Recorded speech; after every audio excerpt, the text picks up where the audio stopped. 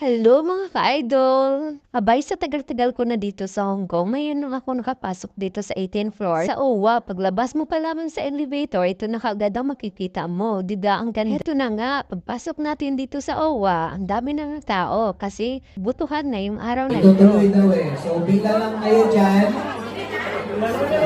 Sa pagpunta natin dito, natimingan pa talaga na may palaro ngayong araw na ito. Tabi na kayo. Next, roulette na go!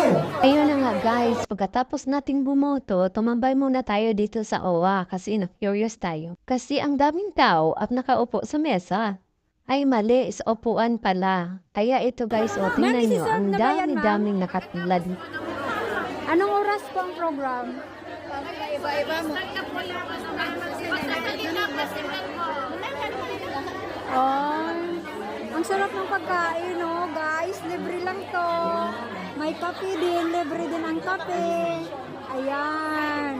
Ang sarap ng gawa nila, ma'am, oh. Ayan. Ang babait nila dito, guys, sa OWA. Yan. Pag pumunta kayo dito sa sa Philippine Consulate, dumiretso kayo dito sa 18th floor. Kasi may libreng pagkain ng OWA. Ayan, daming pagkain ni ma'am. Follow nyo ang OWA sa kanilang Facebook page, guys. Oh, ayan. Daming ayan, mga kababayan natin. Ayan sila. Oh. Ayan. May program kasi dito eh, kaya ayan, may libreng pakapi. Ganda, no? Ayun, no? May nagmagawa pa doon. May pakulo dito eh. Ayan. Thank you. Okay, next. Ma'am, paano pong sumali dyan? Ma'am, paano pong sumali? Pipila lang doon? Ah, sige. Pipila lang. Pila sa likod. Ayun, pila daw sa likod. Nandoon yung election. Pagbuboto guys, nandoon sa loob.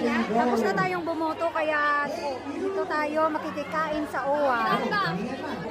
Ang haba ng pipila, pero pipila tayo guys. Ayan. Pipila tayo para makapag-spin tayo. Kasakali manalo siya. Kaya nga. Oo nga, baka trip to US. Next. Yeah. Pipila tayo para makapag-spin tayo, guys. Let's spin again kasi yun ang